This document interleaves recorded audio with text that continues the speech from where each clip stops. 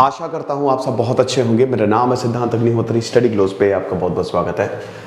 आज हम 5 psychological tricks की बात करेंगे। वैसे आज मैं आपको बहुत बड़ा एक सरप्राइज़ देने वाला हूँ शाम को, तो लाइव आना मत भूलना। टी शर्ट गिव अवे होगा, कुछ ऐसी चीज़ मैं ला रहा हूँ जो आपकी ज़िंदगी को बदल देगा। तो आप 6 बजे शाम को लाइव आना मत भूलिएगा। सबसे पहली चीज़ जो आपको करनी है, ये बहुत ही पावरफुल टेक्निक्स है दोस्तों, ये काम करती हैं। रिसर्च में ये साबित हो चुका है, वैसे बहुत सारी हैं। मैंने एक्चुअली साइकोलॉजी पे मैंने बहुत सारे लेक्चर्स भी लिए हैं, बहुत साइकोलॉजिस्ट की बायोग्राफी कवर की, बहुत पढ़ा है मैंने डीपली, बहुत पहले से मैंने पढ़ना शुरू कर दिया था साइकोलॉजी के बारे में। गजब है, दिमाग आपका कुछ भी करवा सकता है। इफ़ यू, आप समझिए कि अगर आपको कुछ चीज़ें पता हैं तो आप दूसरों को आराम से इन्फ्लुएंस करके ले जाओगे। ठीक है, 1-2 किताब का भी मैं रिव्यू करूंगा इसमें। तो द फर्स्ट थिंग जो आपको करना है is warm and humble. Warm, humble, confident, ये 3 चीजें बहुत ज्यादा इंपॉर्टेंट है साइकोलॉजिकली। ये क्या करती हैं?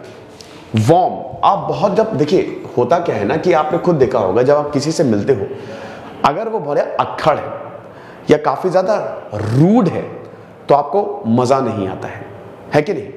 मजा नहीं आता है, बोलते हो कि यार क्या है, इससे कभी बात नहीं करनी है, दिमाग खराब हो जाता है, बहुत ही कम लोगों को छोड़ के।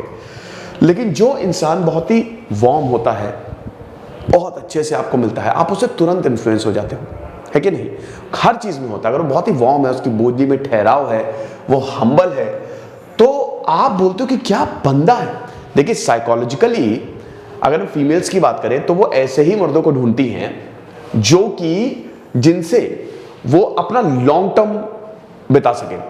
आपको ये बताया गया होगा बैड बॉयज ये वो शॉर्ट टर्म के लिए होता है। लॉन्ग टर्म में हमको ऐसा ही पार्टनर चाहिए होता है, चाहे मेल हो चाहे फीमेल हो, जो अच्छा हो, बेसिकली जो अच्छा हो, है ना? तो आप समझिए वार्म, हम्बल बहुत इंपॉर्टेंट है। अब इसका मतलब ये नहीं कि आप एकदम लुल्ल हो, कॉन्फिडेंट होना भी बहुत ज्यादा जरूरी है। समझिए आप, कॉन्फिडेंट होना भी बहुत ज्यादा जरूरी है, आत्मविश्वासी होना भी बहुत ज्यादा जरूरी है। आप कुछ बोले, अच्छे से बोले, प्यार से बोले और कॉन्फिडेंटली बोले, अगला पर्सन एकदम दीवाना हो जाएगा आपका कि भाई क्या जबरदस्त इंसान है ना? ये चीज है। दूसरा पॉइंट जो आपको याद रखना है, ठीक है, दूसरी चीज जो बहुत जरूरी है वो है कमांडिंग नेचर।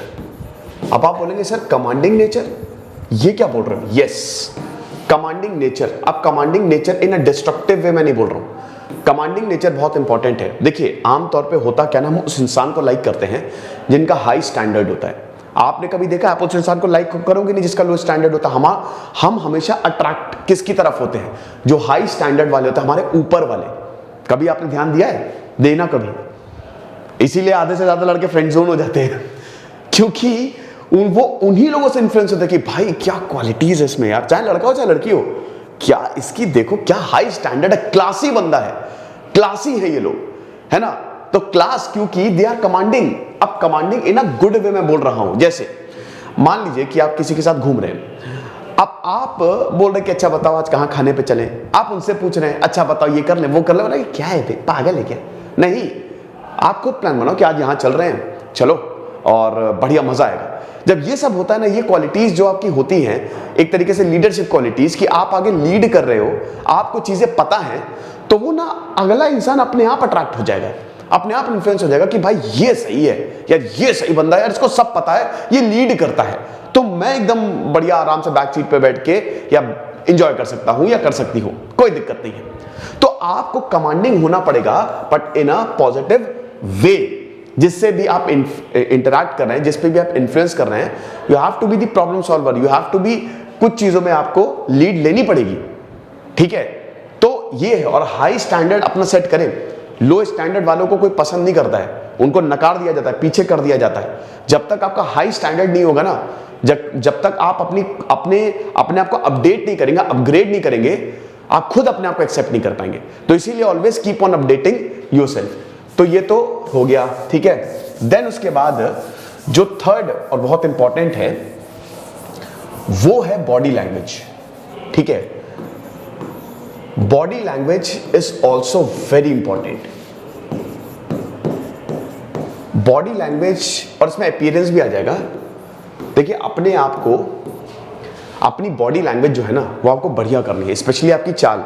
ऐसे कंधे झुका के अगर आप चल रहे हैं, ऐसे टेंशन वगैरह हटो यार, निकलो, ऐसे एकदम चौड़ा करके सीना, ठीक है, हाथ एकदम लूज करके आराम से एकदम हीरो टाइप चलिए, वॉक लाइक अ किंग। और आपको पता है जब आप ऐसे चलते हो ना, एक दिन आप चल के, आज अभी चल के देखो, ये लेक्चर खत्म होने के बाद चल के देखना, जब आप ऐसे थोड़ा सा चलते हो ना तो आपको खुद के अंदर कॉन्फिडेंस फील होता है, आपको लगता है अरे ये कौन है यार, मुझे देखो, ऐसा खुद में आप कॉन्फिडेंट फील करोगे। सो आप समझिएगा कि ये बॉडी लैंग्वेज अपीयरेंस इंपॉर्टेंट रहता है। अब देखिए ओपन बॉडी लैंग्वेज करिए, ठीक है। अब ऐसा नहीं कि आप एकदम क्लोज बॉडी लैंग्वेज है आपकी, नहीं, आपको ओपन बॉडी लैंग्वेज करनी है। मतलब दूसरा इंसान आपसे इंटरैक्ट करे, दूसरा इंसान आपके पास आए कि हाँ भाई बताओ क्या दिक्कत है, ठीक है, हाँ भाई बताओ क्या बात करनी है। ओपन बॉडी लैंग्वेज, थोड़ा सा मतलब अपने ऐसे एकदम जैसे क्लोज नहीं होता, कुछ लोग एकदम सिकुड़ के बैठ जाते हैं, वैसा नहीं। ये सब देखिए दिमाग ने ना, नेचर ने बहुत चीजें आपको दी हुई है, इनबिल्ट है, इंट्रिंसिक प्रॉपर्टी है आपकी, और वो हमेशा काम करती है। तो आप ऐसे लोगों को वो हमेशा रिजेक्शन मोड में रहते हैं कि अरे हटाओ यार।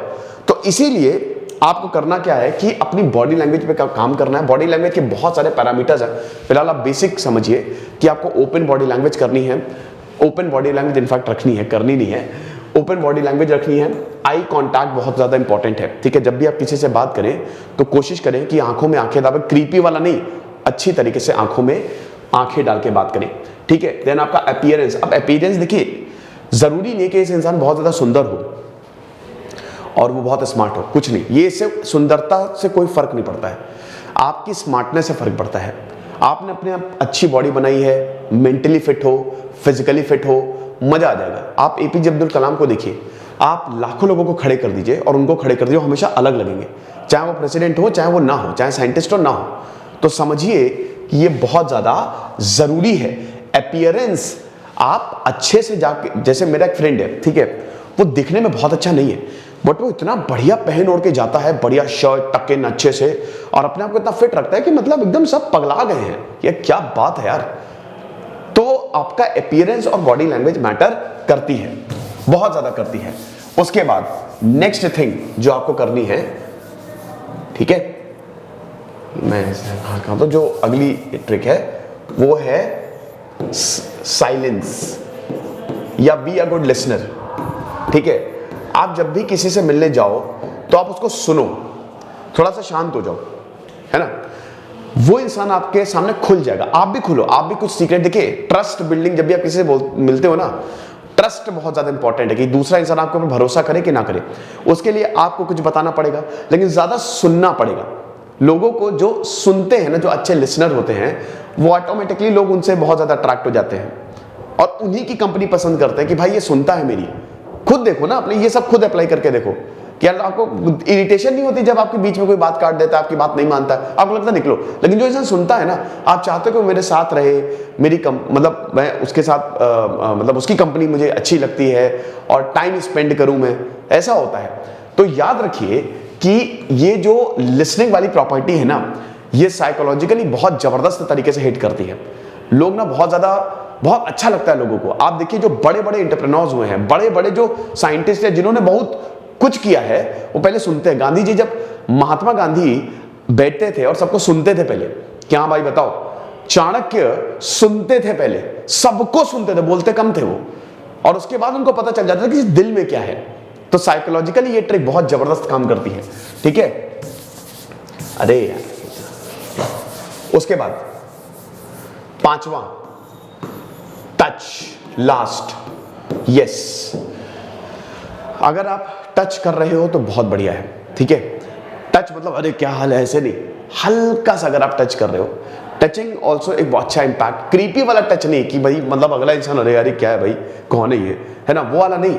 जैसे आप जा रहे हो तो ऐसे हल्का सा कंधे पे टैप कर दिया, ठीक है, हल्का सा ऐसे कर दिया, या बहुत ही हल्की फुल्की टचिंग ना इज ओके। एक्चुअली जब आपका बॉडी कॉन्टैक्ट होता है ना, तो एकदम से सेंसेशन, क्योंकि ये जो सेल्स है ना वो भी आपकी मेमोरी है, ये टचिंग याद रहती है। एक इंसान जो दूर से बात कर रहा है, लेकिन एक इंसान जो हल्का फुल्का टची हो रहा है, हल्का फुल्का, ध्यान दीजिएगा ये बहुत थिन लाइन है, इसमें आपको बहुत एहतियात बरतना है कि अगला, क्योंकि ये एक बहुत नेगेटिव ट्रेड भी हो सकता है।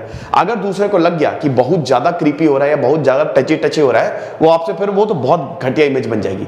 तो बहुत ही हल्का सा टच करना है, ठीक है, कंधे पे टच कर दिया, या हाँ भाई यार ये तो तुमने सही कहा, हाँ ऐसे हंसते हुए टच कर दिया। ह्यूमर भी बहुत इंपॉर्टेंट है, लेकिन ये चीजें काम करेंगी क्योंकि वो एक होता है ना कि अपनापन सा। भाई देखो क्लोज्ड स्पेस, या अगर पर्सनल स्पेस आप समझ रहे हो ना कि वो मतलब ये यहां तक उसकी पर्सनल स्पेस होगी, ठीक है, बहुत ज्यादा क्लोज, वो उसकी पर्सनल स्पेस है। तो अब उसमें अगर आपको एंटर करना है ना तो थोड़े से ये जेस्चर दिखाने पड़ेंगे। तो ये कुछ साइकोलॉजिकल ट्रिक्स थी जो काम करेंगी। आप चाहेंगे तो मैं बहुत सारी किताबों का रिव्यू कर दूंगा जो मैंने साइकोलॉजी से रिलेटेड पढ़ी है। एक तो साइकोलॉजी ऑफ मनी तो मैंने की ही थी, और आज संडे को 6 बजे लाइव जरूर आना। सिद्धांत अग्निहोत्री साइनिंग ऑफ।